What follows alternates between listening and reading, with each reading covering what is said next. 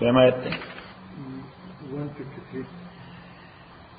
اعوذ باللہ من الشیطان الرجیم بسم اللہ الرحمن الرحیم اللهم صل وسلم على سيدنا ومولانا محمد وعلى آل سيدنا ومولانا محمد افضل صلواتك بعدد معلوماتك وبارك وسلم وصل عليه یا ایها الذین آمنوا او کسانو چې ایمان مراوړ دي استعینوا امداد غواړي الله تعالی بالصبر صبر سره والصلاة امان سره نو صبر امام احمد ابن حنبل رحمت الله علیه فرمایي چې د صبر لفظ چرته په قران کې راغلی دی دا په معنا د استقامت او د سټیبیلیټی دی او امام ابو حنیفه وای رحمه الله چې صبر او استقامت سره یو بل سره تړلي دي یعنی چې سړی کې صبر وي نو استقامت به وي چې سړی صاحب استقامت نه صبر به وي دا دواړه د یو بل نه جدا کیږي نه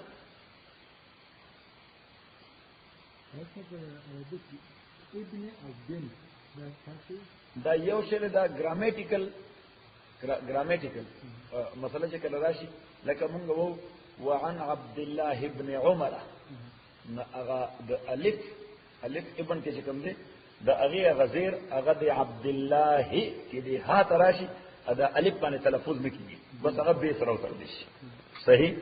او هر چې بن دی دا بن په حقیقت استعماليږي پرشین کې پرشین لینګویج کې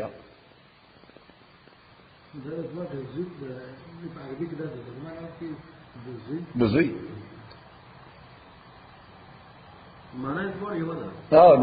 بن څه ته وایي زوی ته فارسی کې ابن دا اصله کې فارسی باندې هغه څه د عربی نه دی خو د ابن په ځای بن کړی استعینوا امداد غواړي الله تعالی نه بالصبر صبر سره والصلاه مانځ سره نو چې تکلیف راشي نو صبر کول دي د استقامت مظاهره کول دي اوس د صبر لغوي معنا ده ځان بندول یا نفس بندول ار دې درې انواع دي یو صبر په طاعت باندې یعنی ځان تړل طاعت سره اوبیډینس سره او نمبر 2 صبر د معصیت او د ګناه نه ځان بندول د ګناه نه او نمبر 3 صبر په مصیبت باندې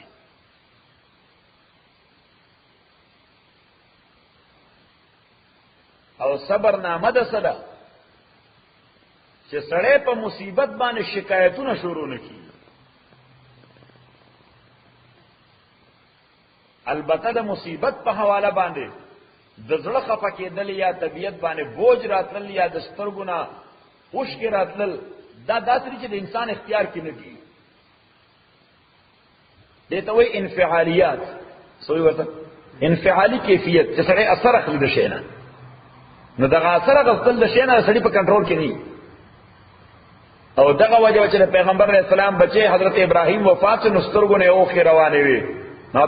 عبد الرحمن ابن عوف رضی الله تعالی عنه هغه ورته ویږي تاسو هم ژاړئ پیغمبر علیه السلام چې مخکې د صبر تلقین کړو خلک د جزا فزا نه د چغو والو نه منع کړیو عبدالرحمن ابن عوف دا نتیجه اخذ کړی و چې کني په تکلیف باندې یا د چا په مړېدو باندې دا ژړېدل به هم ناروا وي نو ځکه پیغمبر علیه السلام ته وی چې تاسو هم ژاړئ پیغمبر علیه السلام ژبه مبارکه ونیوله و انما نهیت عن هذا ما د تکلیف وخت کې د دینه منع کړی دا چې په ژبه باندې سوایم ژبه باندې او هر چې مصیبت ده ان القلب يحزن زړه غم جنېږي والعين تدمع د سترګو نه اوښکې روانېږي وإنا بفراقك يا ابراهيم لمحزونون او موږ ستا فراق باندې او ابراهيم یقینا غمجن یو نو د زړه غمجنېدل دا د سړي په کنټرول کې نه دي دا د انسان په خپل ضبط کې نه دي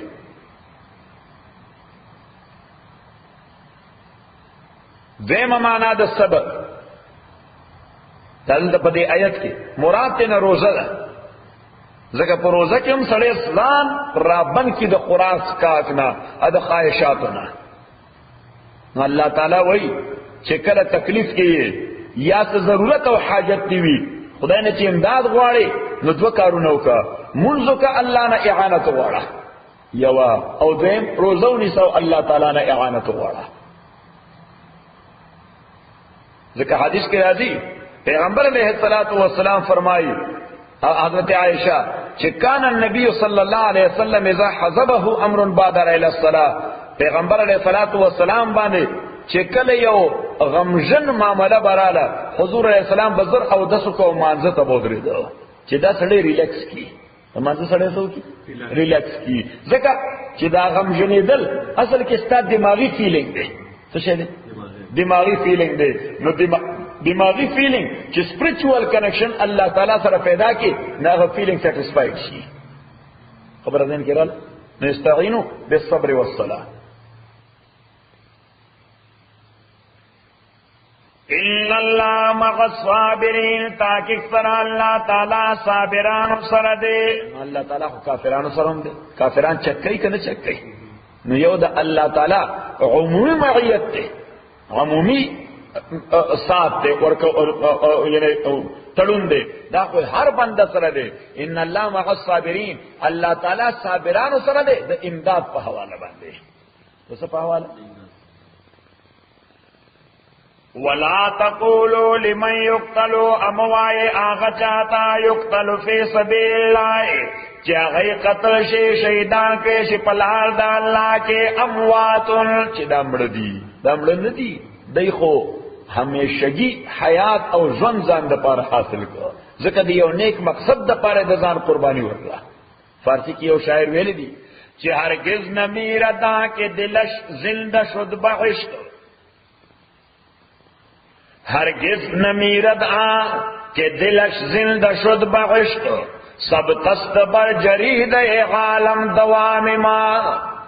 هغه وای چې هرگز نمیرد کہ دلش زندہ شد بغشت هغه سړی نمړيږي چې د چا زړه د الله او د پیغمبر په اساس ژوند شي هغه وای سب تست بر جرید عالم دوام ما د دنیا په جریده باندې زمون دوام لیکل شوی دی د عاشقانو دوام لیکل شوی دی ولا تقولوا لمن يقتل في سبيل الله اموات اموای هغه چاته چې قتل شوی دی شهیدان شوی دی په لار د الله کې اموات موای ورته چې دوی مړ دي بل احیاء بلکې دوی ژوند دي حیات برزخی سره حیات برزخ نو سلور قسم ژوند دی څو قسم سلور قسم ژوند یو هغه ژوند دی چې بچی ته حاصل دی د مور خېټه کې ژوند دی دماغ ژوند دی چې انسان دی دنیا تراشي نو دې کیفیت دا ژوند نه مختلف دی دې کیفیت دا ژوند مختلف دی دریم هغه ژوند دی چې سړی مرشي او برزخ ته منتقل شي قبر ته نو دا هغه کیفیت د دې ژوند نه مختلف دی او څلورم هغه ژوند دی چې سره بیا را ژوند شي او الله تعالی ورته حساب کتابو کی نو دا غي ژوند کیفیت د ټول نه مختلف دی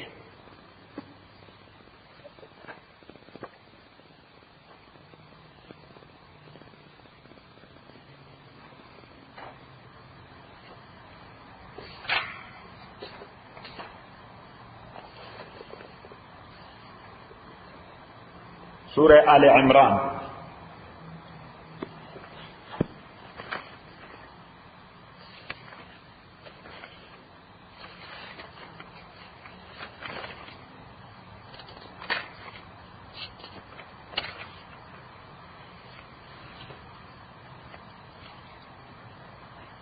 آیت نمبر یوصل نش پیتا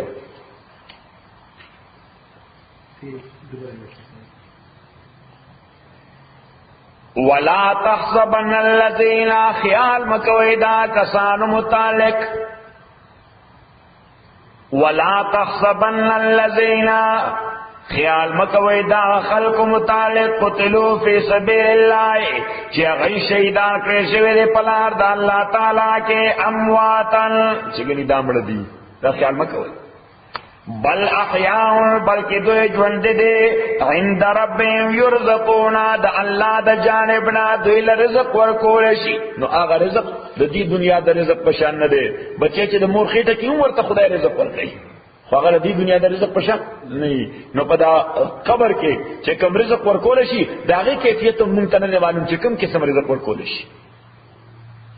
فرحین بما آتاهم الله خوشالی دن کی بیدوی پاغ نعمتن چی اللہ ورکڑی من فضل د مہربانی خپلنا ویستبشرون بالذین خوشالی کی با آغا چاہتا لم یلحقو بهم چلا تروس دوی سریو زائشمین دی بالخلفیم و دوی پس رستنا روان دی ہم پا آغا لات لگ کئی چی پا کمال عربانی دوی تلی دی د دین په لار ناغی ته به خوشحالیږي چې الله خوف علیهم چې نشته یره دوی باندې ولا هم یحزنون ان بدوی سوریز کوي ولا هم یحزنون ان بدوی سوریز کوي. نو واپس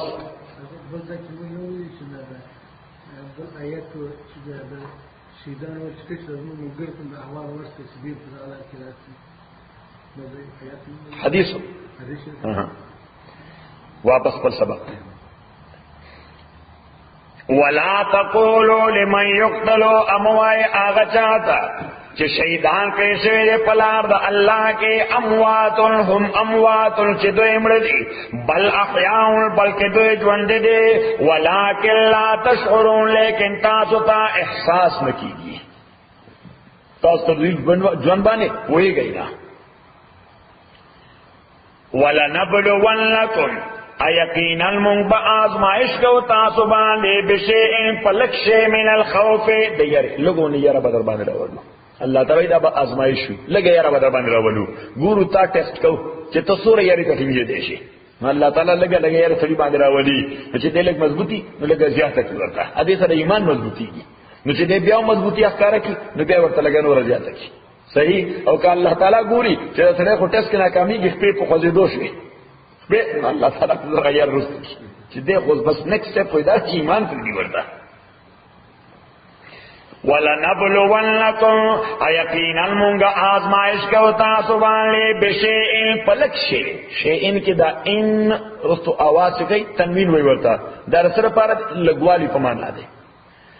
بشیء پلک سے من الخوف دیرے والجوع ادلگے ونقص من الاموال ادکمی دود مالنو والانفس ونقص من الاموال ادکمی دود مالنو نو تنخواب دے کمشی نقص من الاموال تجارت کے برتا نقصانوشی نقص من الاموال پسٹاک کے برد شیر قیمت کمشی صحیح نقص من الاموال بل سے مصیبت براورسی نو اللہ تعالی دا ټول ټیسټ دی تو ورته ځان ټینګ کا صحیح او که سړی غواړي دا چې ماته د عالی درجه میلاو شي نو عالی درجه خو بغیر ټیسټونو نه ملایي دنیا کې چې څو ډېر امتحانونه تیر شي دنیا امتحانونه چې اول واغسته د های سکول ډیګري او دا غینه ډیپلوما او بیا دا غینه پس واغسته د 2 ایئرز کالج ډیپلوما دا غینه پس واغسته د بیچلر ډیپلوما دا غینه بعد واغسته د ماستر ډیپلوما بیا واغسته د پی ایچ ډی ډیپلوما بیا واغسته د څلور نور ډیپلومې نو دې معنا دا ده چې ډېر امتحانونه ورته شون ډیسټریکټ ورته ملو شي خبر دین کړه الله تعالی فرمایي دا ټول امتحانونه چې دین ورته شي آخرت کې به مقام ورته ملو شي. ونقص من الاموال والانفس او کمی الانفس پا بدنونو کے یعنی بیماری بدر باندھ راولم بدنی تکلیف والثمرات اس دا ثمری مانا خدا فروٹ میوہ کسے فروٹ میوہ خودلتا امام شافعی رحمت اللہ علیہ فرمائی چیر دین مراد دا زڑ میوہ دا والثمرات دا اولاد پا حوالہ با اللہ تعالیٰ تابانی ٹیسٹ کئی نو کل سڑی بچے نا جوڑا شی نو سڑی زڑ در دیگی صحیح نظام یو ټیسټ دی ځان وته ټینګ کا صحیح د سړي بچی باندې تکلیف راشي نظر دردیږي الله تعالی وای دا ټیسټ دی ځان وته ټینګ کا کله چې بچي مرشي ډیرو دردیږي الله تعالی وای دا ټیسټ دی ځان وته ټینګ کا. وبشر الصابرین بشارت ورک صابران ہوتا الذین صابران اذا اصابتهم مصیبت چکل ارسے دویتا مصیبت قالون دوی انا للہ تاکہ سرمونگا خاص دا اللہ دا پارے و انا الی راجعون تاکہ سرمونگا اللہ تعالی ترجو کون کے چکم مصیبت ان سڑی تا ملاوشی لگوی اکلوی وی اس مصیبت وہی ستا پیغمبر علیہ السلام په خپل ډیفینیشن کړی دی حدیث کې راځي چې حضور علیہ الصلوۃ والسلام په کور کې ناستو هوا راغله نو دا مشل په ورته رڼا شي کوي شمع مړه شوه نو تیار شو نو پیغمبر علیہ الصلوۃ والسلام وی انا لله وانا الیه راجعون. حضرت عائشہ رضی اللہ تعالی عنها ورته انها سراج طفئت، یا خو جیو شمعون بس مشون صحیح، یعنی دا دومره لوی مصیبت خو نه ده. پیغمبر علیہ الصلوۃ والسلام ورته چې درانه تیارې ته شو زړه خفش ای ورته جیو سړي باندې ناسا په تیار راشي صحیح. نو پیغمبر علیہ السلام کل ما اساء المؤمن فهي مصیبه، هر هغه شی چې کله واقع شي استا په زړه لون دا راشي دته مصیبت وینه پکاره چې انا لله و حتى الشوكه يشاقها في رجل احدكم، حتى ولوک ازغه تاسو ازغه وای زود وړو کې زود کله انسان په خپل کې داسې نغم لیک تللی ده صدور درس نور کې ستوره خو نه ده خدای ته معمولی کنه دا سره وکي. پیغمبر اسلام وی پاغه وای چې انا لله و انا الیه راجعون. اولئک دا کسان غلیم صلوات پدویبان صلوات ظاہر رحمت ندی من ربهم د جانب د رب دوینا و رحمه رحمت دا اللہ و اولئک دا کسان المهتدون دا ہدایت یافتگان لی. ان الصفا تاکہ سرا صفا والمروہ و مروہ من شعائر اللہ دا نشانی سائنز او سمبل دا اللہ تعالی دی. نو صفا یو ماؤنٹین دے تاسو لیدل او مروہ دا بل ماؤنٹین دے. زمانہ جاہلیت کے اصل کے خدا کم گردیدل چی دی دا اتباع دا عمل دا سیدہ حاجرہ رضی اللہ تعالی عنہ مور دا اسماعیل علیہ الصلوۃ والسلام ادا بیا پاس د حج او د عمره وګرځید حصہ د حج او د عمره وګرځید. او چونکی مشرکین مکه او د پیننسلا ټول مشرکین دای دا داور لرله چې مونږه فالوورز هم د ابراهیم یو او آف سپرینګ هم د ابراهیم یو اولاد د ابراهیم یو تابعدار د ابراهیم یو علیہ الصلوۃ والسلام. نو حج خو به دوی کو په خپل طریقه باندې صحیح ار صفا مروه مې اسکه بغیر دیدلو خو چونکی و مشرکان لہذا د شرک په حواله باندې په صفا باندې یو بوتي خو او په مروه باندې بل بوتي خو. نو چې صفا ته ورسېدل نو د هغه صفا والا بوت نه به غوښته کولا، چې مروه ته ورسېدل نو د مروه والا بوت نه به غوښته کولا صحیح. نو چې کله مسلمانانو ته حکم شو چې صفا او مروه مې اسکه دا منډه وای دا سعی بکوي، نو دوی اوی دا بس حرج خبره غنی ځکه چې مشرکانو به دغه کار کو. الله تعالی او فرمایل چې اساسا او بنیادی طور دا خو تاسو د عبادت سره هغه د ځان په کې د بوتانو دا اضافه کړی و. نو وی فرمایل چې ان الصفا والمروه تاکي سره صفا او مروه من شعائر الله دا د شعائر او د نشانو د الله دی. فمن حج البيت پس سوچ حج د بیت الله کوي او تمرا یا عمره کوي، حج د بیت الله کوي یا عمره کوي فلا جناح علیه نو نشته د وبال د باندې ان یطوف بما چې د طواف کې د دوالو باندې طواف معنا سعی چې د طواف کې ځکه د طواف معنا چې زیو راځي د چکر نو دی وجه ورته طواف وي کني مصطلح نو سره سعی. ان یطوف بما ومن تطوع خیرا اسوچ زیاتی کئی خیر فإن اللہ شاکر علیم نو تاکہ سر اللہ تعالی شکر قبلون کے علیم او عالم دے پاخوالو باندے. اس د دې سعی د صفا او د مروه د دې شرعی حیثیت د دې شرعی حیثیت پنځ د امام مالک او د امام شافعی رحمت الله علیه دا فرض دی لکه څنګه چې طواف فرض دی په عمره کې او په حج کې. نو دا غرانګي دا سعی د صفا مروه هم د امام مالک او د شافعی رحمت الله علیه په نسبت باندې فرض ده. امام احمد ابن حنبل په نسبت باندې سنت ده او د امام ابو حنیفه رحمت الله علیه په نسبت باندې واجب ده. نو کله چانه پاتې شو د مالک او د شافعی په نسبت باندې رحمهم الله په حج او عمره نه دي ځکه فرض چې نه کېده خوشیونه شو. نو که چانه سای پاتې شو نو د امام مالک او امام شافعی په نسبت باندې حج او عمره شوی نه دي.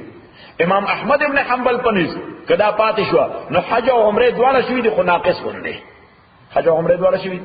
ناقص غوندي. ا د امام سے په نسبت باندې کړه چانه سعی مسوا نو چې واجب پاتې شي نو په باندې یو لیم ذبح کول دي. څه شي دي لیم؟ یعنی هر واجب چې د حج او د عمره نه پاتې شو نو کفاره سره لیم زبکول هغه وبال نه په ناقص شو. ان الذين يكتمون تاکک فراکسان یکتمونا چی پٹائی ما آغشی انزلنا چی نازل کردی مونگا من البینات دا واضح احکامنا والہداو دا ہدایتنا من بعد ما بیننا پس دا چی مونگ بیان کردی داللنا سی انسانانو تا فی الکتابی پا کتاب کی اولائک دا کسان یلغنوم اللہ لعنت بوئی دویبان اللہ تعالی ویلغنوم اللاغنون لعنت بوئی دویبان لعنت ویون کی. نو د لعنت لغوی معنی د لعنت لغوی معنی لړیواله دی د رحمت د الله تعالی نه چې سړی چاته وای چې کر سانجو یا ورته لعنت دی تا باندې دی معنی دا ده چې خدای دې د رحمت نه همیشه لري ساته. لعنت معنی دا ہمیشہ لرے ساتا. دیو جن پیغمبر علیہ الصلوۃ والسلام فرمائی اریت لیلۃ المعراج الجنۃ والنار د معراج پشپا ما ته د دوزخ ماډل او خول شو سو خول شو د جهنم ماډل راته او خول شو فرایت اکثر اهلها النساء په جهنم کې ما اکثریت د خزو وکړه د چا مې وکړه زنانو تپوسو کو خزو تپوسو کو چې وجه پیغمبر علیہ الصلوۃ والسلام ورته یکثرن اللعنه ويكفرن العشیرہ دو کارونه دوی کې ډیر دي باید چې دې متعلق ډېر اټینټیو وي. یو د لعنت کلمه ډېر استعمالای دا د خدای بالکل خوښنه ده او دویم ويكفرن العشیرہ د خاوند نافرمانی ډېر کوي دا د الله تعالی بالکل خوښنه ده.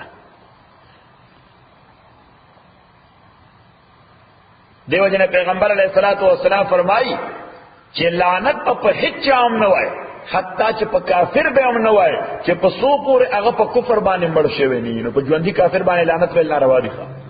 ځکه ژوندۍ کافر باندې تا لعنت وي چې څومره ظالم وي خو که لعنت دې په وي نو دې معنا دا ده چې ته وای چې او الله دې د رحمت نه لري ساته ال ټول لوی رحمت ایمان دی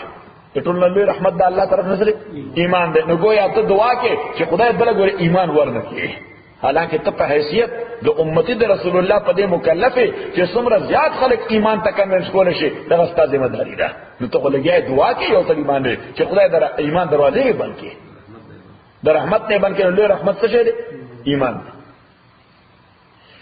ان الذين تاکک فرا کسان یکتمون چې غی پټلی ما انزلنا من البینات هغه چې نازل کړی مونږه من البینات د ښکارا احکامنا والهدى د هدایتنا من بعد ما بینا پس دا چې مونږ بیان کړی دال الناس خلق تافل کتاب کې اولئک دا کسان یلعنهم الله لعنت وې دوی باندې الله تعالی ویلعنهم الله لعنت بوئے دوی بانے لعنت ویون کی الا الذین مگر آکسان تابو چی توبہ کرے دا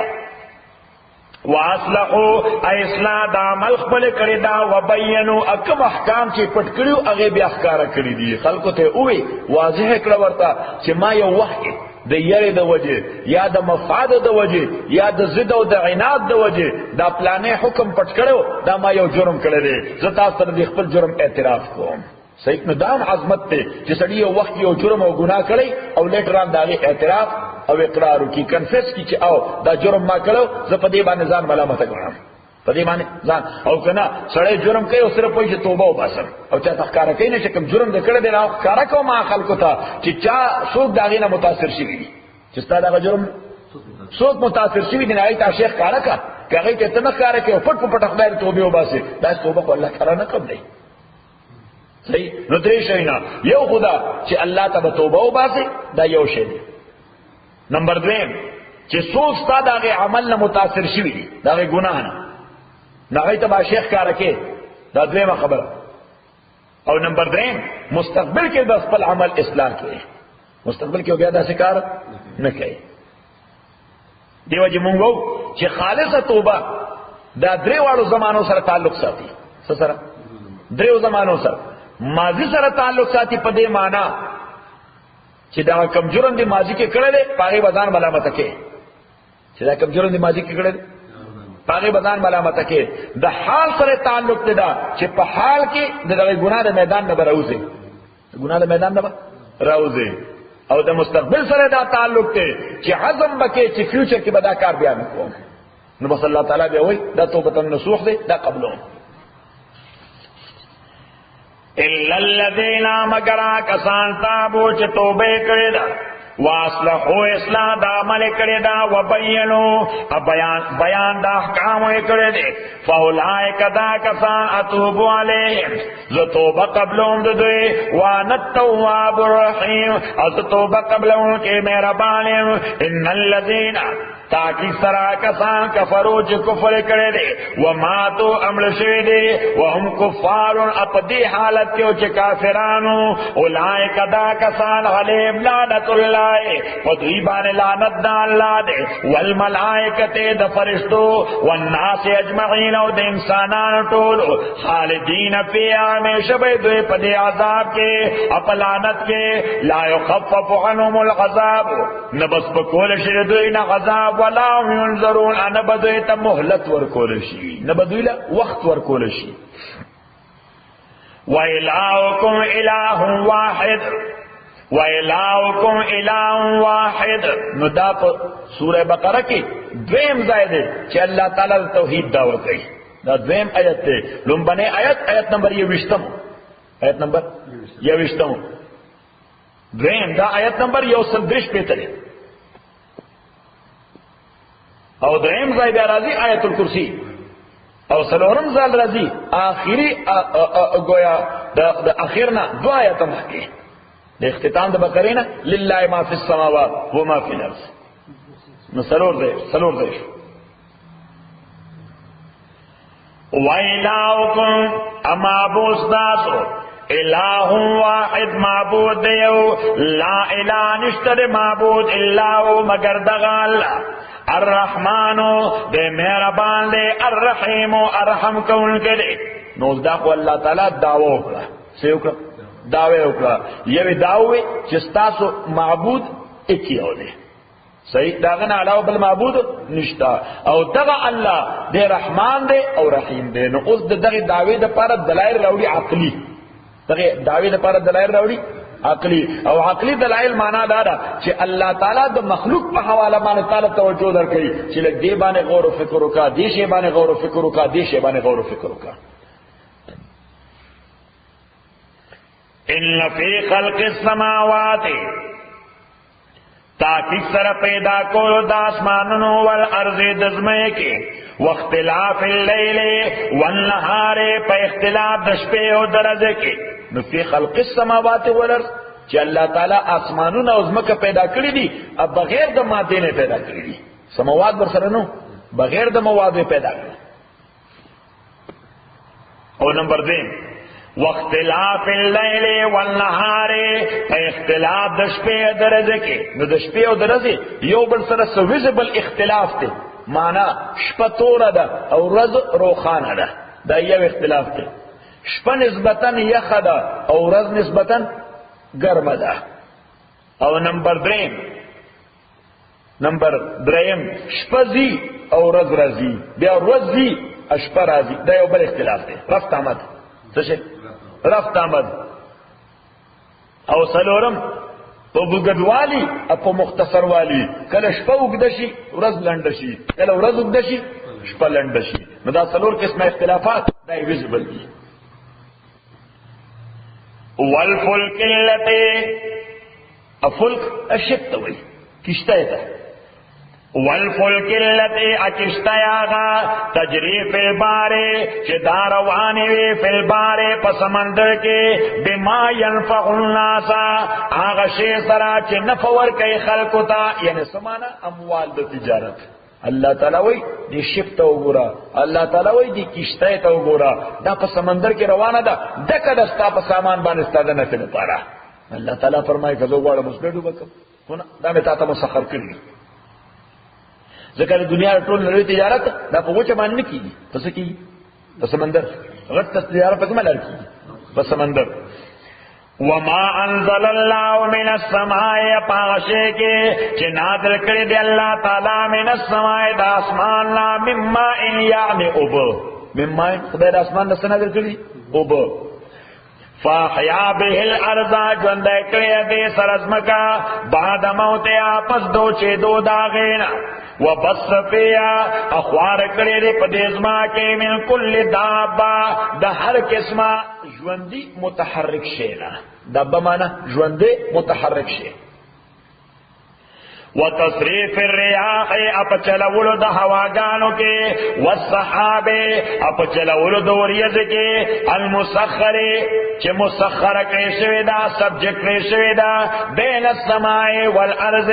د اسمان او ځمکې میاس کې لآیات پدې ټول کې واضح نشانه دې عبرت دې لقوم العاقون د پاره عاقلون چې هغه عقل کوي ومن الناس ابازی د خلقنا او صلی الله تعالی فرمایي چې د خدای قدرت د خدای رحم او د خدای یوواله دومره واضح ده په دې سيزونو کې چې باید چې هیڅ چا انکار نه کړي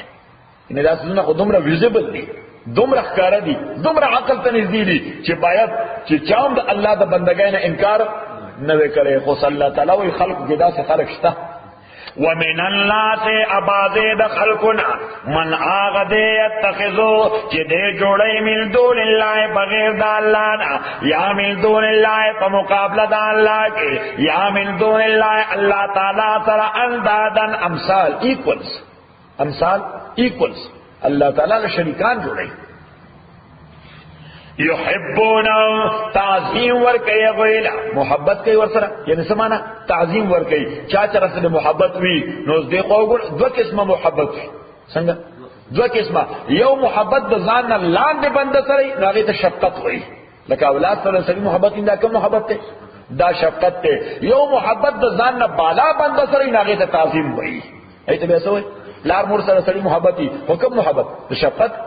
دا تعظیم مشر سره سړی محبتي نو کوم محبتي د تعظیم شیخ سره سړی محبتي نو کوم محبتي د تعظیم یحبون تعظیم ور کید الا حب الله پشان د تعظیم د الله دیو جن حدیث کې راځي پیغمبر علیه الصلاۃ والسلام فرمای من لم يرحم صغیرنا چا چې زمون په معصوم باندې شفقت نو کو په چا باندې په معصوم باندې شفقت نو کو ولم یوقر کبیرنا او مشر له احترام ورنک ولم يبجل علماءنا علماء له تعظیم ورنک فليس منا پیغمبر علیہ السلام فرمایي دا زمونږ امتی نه د اخلاق نشته نو دا درې شی نه دي معصوم سره شفقت مړي له توقیر او عزت ورکول او عالم له تعظیم ورکول والذین آمنوا آکسان چه ایمان راوڑے اشد دی زیاد مضبوط دی حبا دا محبت و دا تعظیم پہ اعتبار للہ اللہ تعالی لپارا ولو یر الذین ظلموا اکچر اوئی آکسان چه زیادے کرے دے سو اذ يرون العذاب چکلوی دی عذاب سوینی ان القوة للہ جميعا چه قوت دا اللہ دا پارا دے ٹول امون پا غلط فہمائی کیوں چه دا اللہ نا علاوہ بل چالمو دا تعظیمون ورکول نو اللہ تعالیٰ فرمائی ما غزموهم دی بدا تعظیم دا اللہ نا علاوہ بل چالنو ورکڑے خدا پتہ بدوی تا علا لگی چکل علتا عذاب پوری دا قیامت پورز باندے ولو یر الذین اکچر اوی آکسان ظلمو چه ظلم کرده از یرون العذاب چکل اوین دوی عذاب او سوینی ان القوة للہ جمیعا چه قوت دا اللہ دا پارے طول ما فعلوه دی بداکار نو کرے جواب دارے چه ما فعلوه دی بداکار نو کرے وَأَنَّ اللَّهَ شَدِيدُ الْعَذَابِ ادا چه اللہ تعالی سخت عذاب ورکون کرے اذ تبرأ الذین چه کل لا تعلق بشیا کسان اتبعو چه داغوی تابداری کرے شوی دا مشران اغیب لا تعلق شی سوک مشران دا کفر اغیب لا تعلق شی مشران دا گمراہ ہے اغیب لا تعلق شی دا چانا من الذین دا کسان لا اتبعو چه دا دی تابداری کرے دا کشران اغا لیڈران اغی بزان لا تعلق ہے جلو دوین اڑوگی طرح تبگوری لر قیمت پورز باندے ورعو الغضب او بوینی دا ټول غضب وتقطعت بهم الاسباب ټوټي ټوټي بشدوی بار ټول اسباب د تعلق وقال الذين اتبعوا ويبعاكسان چې تابعداري د مشرانو د گمراه کړي لو ان لنا کرتن کچره وې زمون لپاره کرتن واپس دنیا ته فنتبرأ منه نمون بلا تعلق شو د دینا کما تبرأوا منا لك دوی چې لا تعلق شوی د زمونږ کذالک یریم او صلی الله تعالی فرمایي اس کو واپس اشتنا کذالک یریم الله درنګ بخی الله تعالی دوی تعامل دوی حسرات العلیم سبب د حسرتونو دوی باندې چې کاش دا عمل مونږ کړی نو چې سړی یو کار کړی او بیا ورته وایي چې کاش دا مونږ کړی الله تعالی فرمایي اوس وخت تیر دی وما هم بخارجين من النار ان بيد راوتن کے دور دا یا ایها الناس او خلقو کلوا مما في الارض خری اچ دزما کی حلالا طیبا حلال پاکیزہ حلالا طیبا حلال پاکیزہ نو هر قسم شی چې د ونه نه زرغون شي کده باب د فروټو څخه کده ویجیټیشن څخه دا حلال دی الا چې میډیکلی تاسو پرابلم پیدا کوي دا ولي کده ضابطه چې هر هغه شی چې رزمکې نه زرغونیږي یا رزمکې نه پیدا کیږي او قابل د خوراک وي نو دا حلال دی الا چې تاسو میډیکلی څه پرابلم پیدا کوي دا یو خبره وین په آبی زناورو کې ټول زناور په نزد امام مالک فش او فراغ پنیز د احمد ابن حنبل او د امام شافعی او صرف فش پنیز د امام ابو حنیفه رحمت الله علیه دا حلال طیب دی دا حلال دی او پاکیزه دی امام مالک کوئی عرصہ حلال دی او بو کی جیسے دی کمار دے کب سشی عرصہ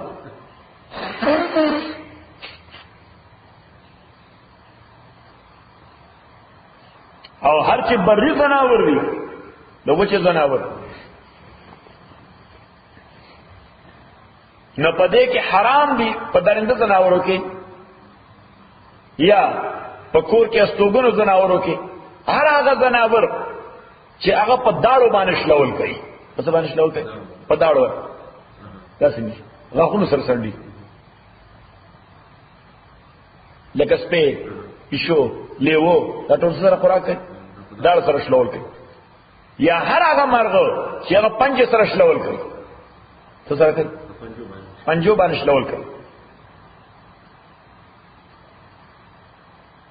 اوس دا پاتې شو په دې ټولو کې حلال زناور نو کدا کنټرولډ وي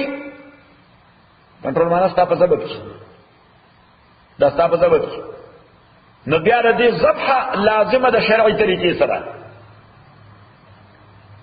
بنامه د الله پلاس د مسلمان يهودي یا عیسائی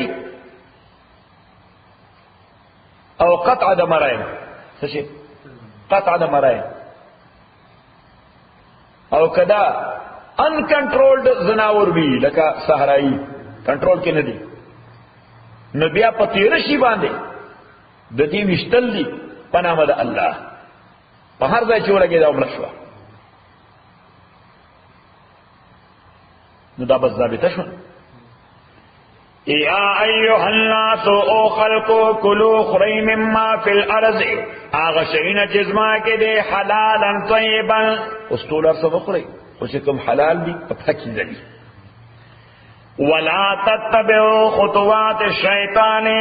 امتا بدار کوي خطوات الشیطان د قدمونو د شیطان نو چې کوم شیخ خدای حرام کړی دی هغه خړول هغه د شیطان د قدمونو اتباع ده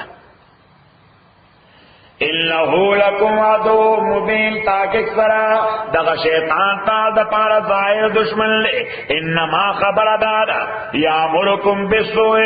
چې دا شیطان تا توسوسه کوي امر کوي بالسوء پناکار کار باندې والفحشاء اقبح او گند کار باندې وان تقولوا اتا صدا مشورې درکې چې وای د الله متعلق ما لا تعلمون خبره چې نه په پوهیږي وإذا قيل لهم او کله چې ویل شو دوی ته اتبعوا ما انزل الله چې تاسو اتباع کوئ د هغه چې نازل کړی دی الله تعالی قالوا نو دوی وایي بل نتبعوا بلکې موږ تابعداري کوو ما دا شی الفینا وجدنا چې مونږ موږ هغه پاغه باندې آباءنا پلاران زمونږ یعنی موږ د خپل پلارانو نیکانو تقلید کوو. اوس الله تعالی فرمایي چې تقلید د عقل من کیږي د بی عقل نه کیږي. تقلید د چا کیږي؟ د پوهه کیږي د ناپوهه نه. اولو کان آباؤهم اگر چې پلاران دوی لا یعقلون شیئا چې نه پوهېدل پیسې باندې عقلا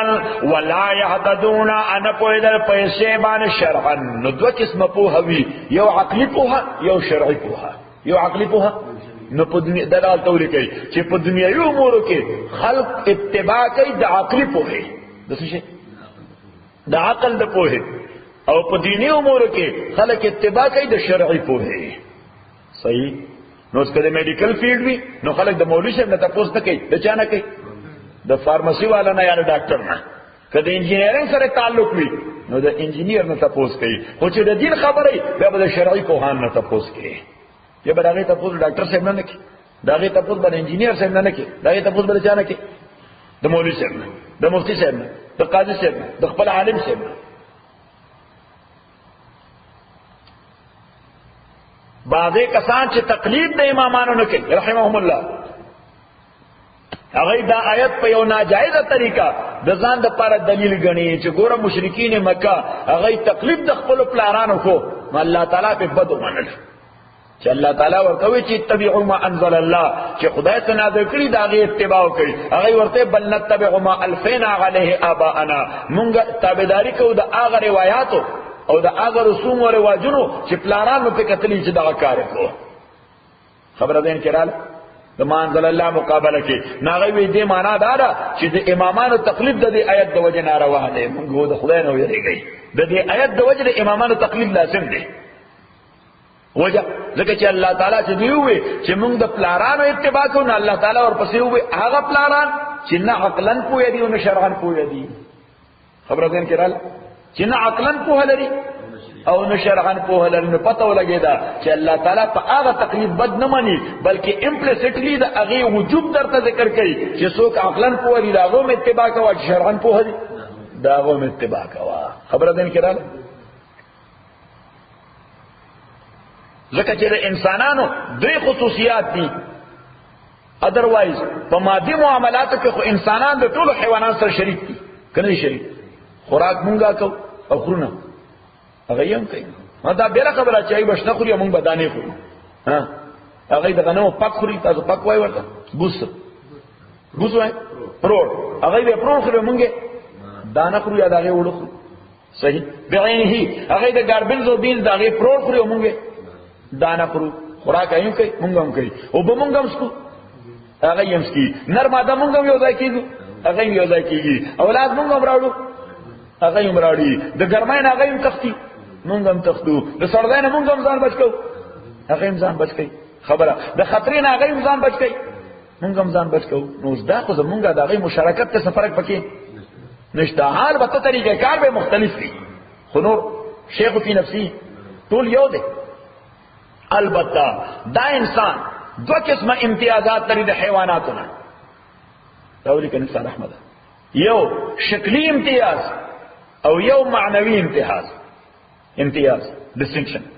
شکلی امتیاز دا دی چې دا کوم سټرکچر د انسان دی دا څه سټرکچر په حیواناتو کې بل څه نشته، دا د خصوصیت دی. دا څه دنګ ولا سټرکچر بل څه نشته نه. حیواناتو په سلوري دي، موږ ته په سلوري وایو. دا شکلی امتیاز دی. معنوي امتیاز هغه کې درې سيزونه اساسي دي. نمبر 1 حیوان د شهواني فائدہ ګوري، څه شي ګوري؟ خواهشاتي. او هر چې انسان دی د داغه سره عقلي فائدہ هم ګوري. څه ګوري؟ عقلي فائدہ هم ګوري. نمبر 2 خوراک کا کرے تقاضوں کے ټول شریکان دي، او حیوان ته چې څنګه میلاو شو وی خوري څنګه میلاو شو وی خوري هر چې انسان دی د خوراک کا پوشاک او بو یا هر څه چې وی دا تقاضې دا غواړي چې نفیسه او خوبصورت دي خاصه دي څه دي دا شیش کباب مونږ ولیکو چې ټیسټي شي صحیح شو ټیکې ولیکو چې ټیسټي شي صحیح صاحب ډرینک ولیکو چې ټیسټي شي فلټر ولګو چې صفا شي دته وي حب الجمال والنفاسه د جمال او د نفاست محبت ته انسان کې د جمال او د نفاست محبت ته د دا غواړي چې زما ډریس ته صفا سوتره وړي کنه دی وای چې زما په خو باندې کوم بوټ ته شو دا دم صفا سوتره یو بهترین دی ها او دی وای چې کوم خوراک وکوم دا دم بهترین وي دی وای چې کوم کور کې زه اوسې کوم د ګرمۍ سره نه ځان بچ کوم دا دم شایسته دی او دریم صفت او خصوصیت هغه د ایجاد او تقلید ایجاد او تقلید ایجاد معنا ده چې د انسانانو کومه تقاضا ده نو دې لګیای دا غي د پر عقل استعمالای چې څه انوینشن مې وکړي څه مې وکړي څه انوینشن چې په لږ مهنت ډیره فائدہ ملاو شي په لږ مهنت باندې ډیره فائدہ ملاو شو اوس مثلا د دې ځای نه ساکرامنټو ته سان فرانسیسکو ته لاندې انسان ضرورت تل انسان ضرورت تل لہذا لګیاو مهنت کو په قوم سره تل شي خسور موده بلګي ډېر زمانہ صحیح بیا سره په اسوم ته شي لګ به دا موده نیمه شي صحیح په خرام ته شي دا موده تقریبا برابر د خلاص دونه نه وي هغه پر رواني صحیح نو د انوینشن کو صحیح ایجاد کړ موټر ایجاد کړ صحیح د نور انوینشن کو نو صحیح ایجاد کړ تیارې ایجاد کړ یعنی مقصد دا چې په لږ ټایم کې هغه مقصد پوره شي په لږ مهنت باندې زیاته فائدہ په لږ مهنت باندې زیاته فائدہ دته وایي ایجاد دته وایي اوس دغه تقاضا د ټول انسانانو و خو څوک د ایجاد دا ټیلنټ لري او باقی نه لري نو چې چا د ایجاد ټیلنټ لري هغه ایجاد وکړ خو دغه تقاضا په ټول انسانانو موجود و لہذا دغه تقاضې په اساس باندې یو کس خو انوینشن وکړ او نور دغه تکلیف شروع وکړ یو کس انوینشن وکړ نور داغه تکلیف شروع کو اوس تیارې والا هغه خو انوینشن کو تیارې والی زورا خو زمونږ هم دا تقاضا و چې ضرورت څه کمنټ وتا نو موږ تکلیف شروع کو بس ټکټ والو پکې سوارش هیڅ ریزرویشن منی کوي ریزرویشن هیڅ ریزرویشن منی دا ټکټ والو ته بس پکې سور چې افغانستان ته لاړ صحیح شو اوس کته دې نه نه زره دې ته تکلیف خو نه کوم دا چې تیار جوړ کړي باندې الله خپل جوړ نو بس ټول در بناس دی خبر ده کې حاله نو که په مادي دنیا کې د عقل د تفاوت د وجه یو انوینشن کوي ایجاد او بل تقلید کوي نو په شرعي دنیا کې هم دغه اپروچ مختلف دی په دینی معاملاتو کې هم عقلی اپروچ د فهم اپروچ دا مختلف دی نو یو به هغه چې هغه خبره باندې پوهیږي بل به هغه چې خبره باندې نه پوهیږي نو د باندې لازم شو عقلا چې د هغه پوهه اتباع شروع کی دا بالکل ګور عقلی خبره ده خبره نه کېده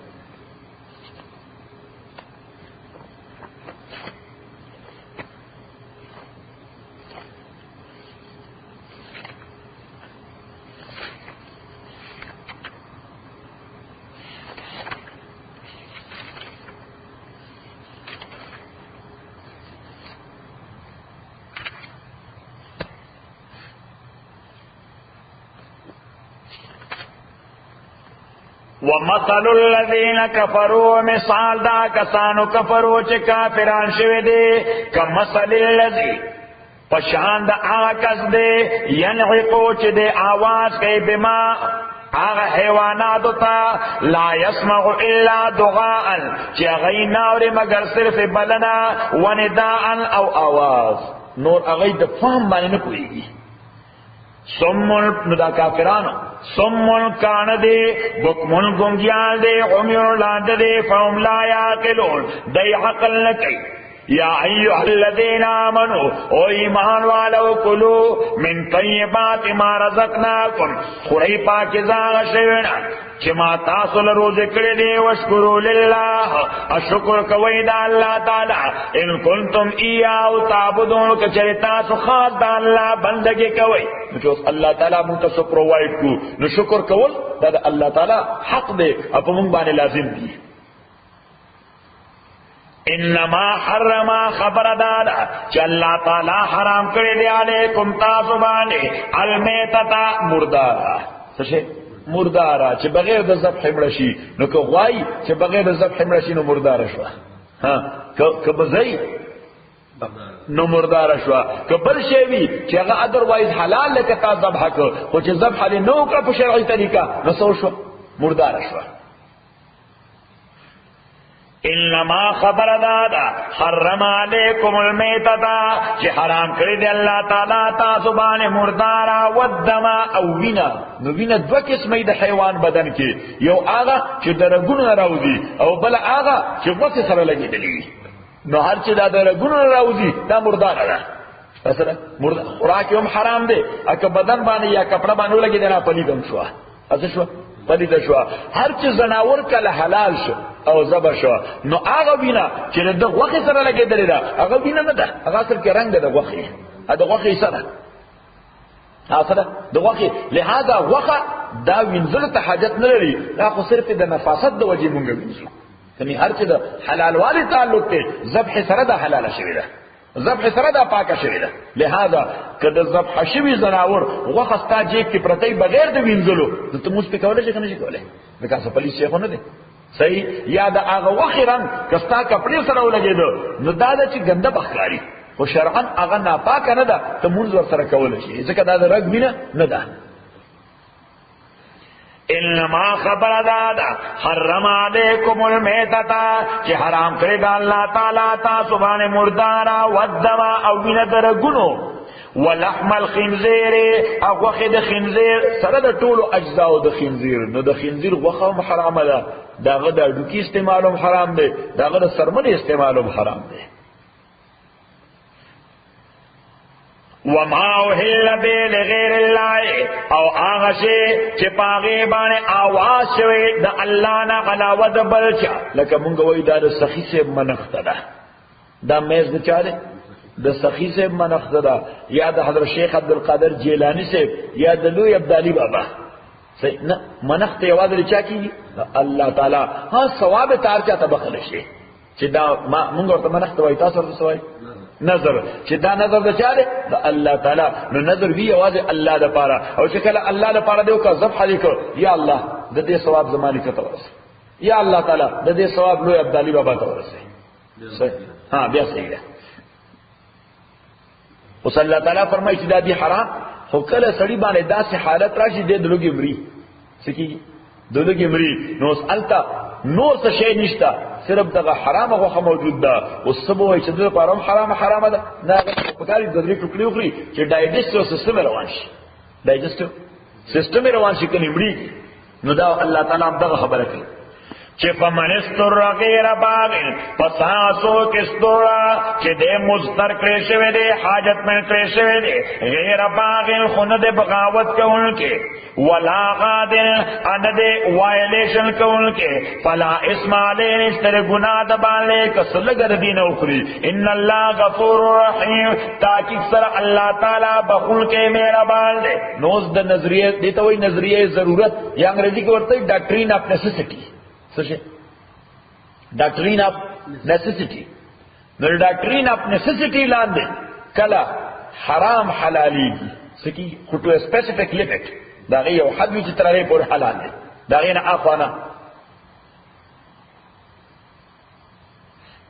نو اس کے سڑے ہو گئی او دلو کی مڑی کی ڈائجسٹو سسٹم میں ولار دے یا دورا ڈی ہائیڈریٹ شوی چې مرګ ته نږدې وي او بشتنه سحلال ډرینک شتنه د شرابو بوتل پروت دی اوس دلته خلک دا غینه او سوډ راپونه واچوا چې ډی هایډریشن ختم شي کني دې مړیږي دې د مرګ نه بچ کې او داغه د لپاره الته شراب حرام نه دي خو څومره سره چې ډی هایډریشن ختم شي دا نه چې ټول بوتل ورته وراړه ټول بوتل نه، بس صرف تر هغه حد پورې چې ډي هایډریشن ختم شي، د لوګي هلاکیږي، نو صرف یو دو ټوکړي د مرداري یا یو دو ټوکړي د خنزیر د غوښې چې بل څه اویلیبل نه دي، هغه ولا اور باندې زر ګرمي کا دا نه چې شیش کباب په لونه مصالحې په لګوا. صحیح نه اصله د ضرورت په بنیاد باندې دا د امام سے مذهب دی رحمت الله علیه. صحیح. امام مالک رحمت الله علیه فرمایي چې شی جائز شو نو بس بیا خو ځان ته موړ کی نه. صحیح. هغه خو چې شی جائز شو نو بس بیا مونږ و دا جائز شو خو تر حد د ضرورت پورې جائز دی، نو چې کوم ځای ضرورت پوره شي بس دا بیا حرام شي. چې کوم ځای ضرورت پوره شي ها نو دا بیا او ضرورت پوره کېدل په باب د تنده کې چې ډي هایډریشن ختم شي. څه شو؟ ډي هایډریشن ختم شو. او په باب د لوګه کې ډایجسټیو سیستم شروع شي، شوګر لیول برابر شي. بس دا څنګه خبره ده کې راځي. بس اوس دویمه خبره چې غیر باغ ولا عادم، د دې معنا څه ده؟ امام شافعي رحمت الله علیه فرمایي چې باغی نه مراد باغی د اسلامي حکومت، او د عادل نه مراد وایلیټر دی، مرتکب د جرم کبیر دی، د عظیم ګناه مرتکب. هغه وایي چې د اجازه خو الله تعالی ورکړی دی یا دا کنسیشن ورکړی دی، خدای صرف هغه مسلمان له ورکړی دی چې د اسلامي حکومت نه باغی نه یوا، اسلامي حکومت نه باغی نه یوا. او نمبر دیم هغه چې د چرته د ګناه په اراده دی روان، د غټ ګناه په اوس کې سره روان دی د مسلمان قتل لپاره،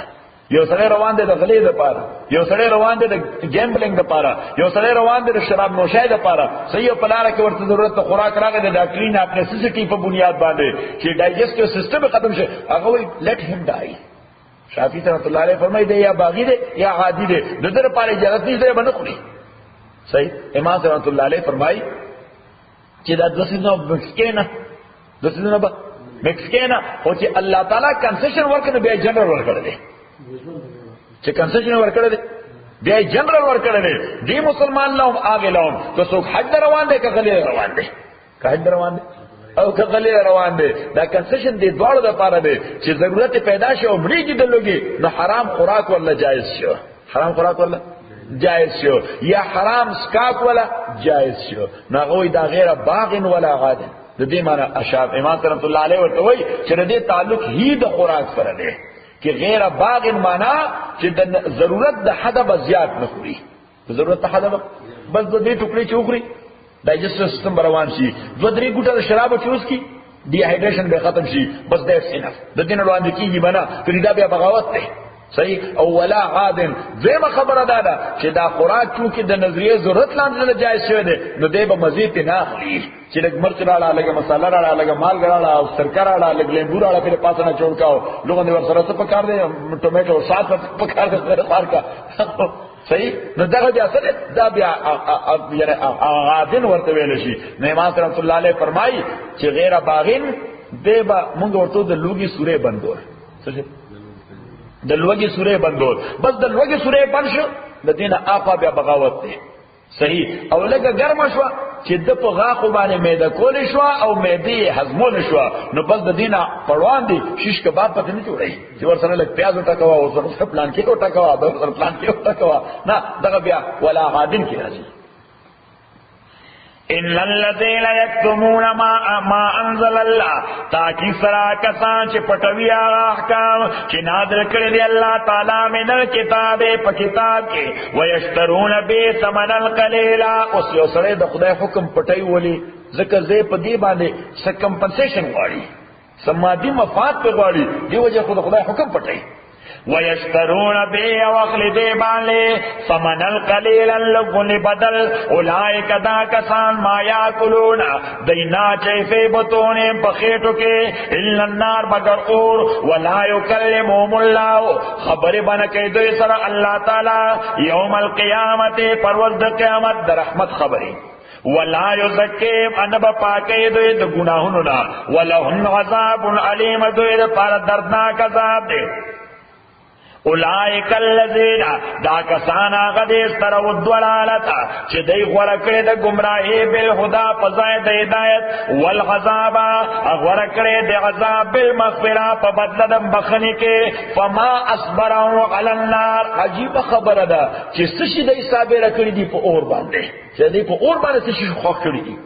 ذالک بان اللہ داد دے وجہ کہ اللہ تعالی نزل الکتاب علی ذکر کتاب بالحق حق سرا وان الذین تاکي فرا کسان اختلافو فی الکتاب جغه اختلاف کئ په کتاب کې لفی شقاق بعید هغه په ډیر لوی عناد او په ډیر لوی ضد او مخالفت کې پراته دي الحمدلله رب العالمین والصلاه والسلام علی رسول محمد و آله و اصحابه اجمعین اللهم ربنا ارحمنا بالقرآن العظيم اللهم ذكرنا من القرآن ما نسينا وعلمنا منه ما جهلنا واذكرنا تلاوته آناء الليل وآناء النهار فالله خير حافظا وهو أرحم الراحمين.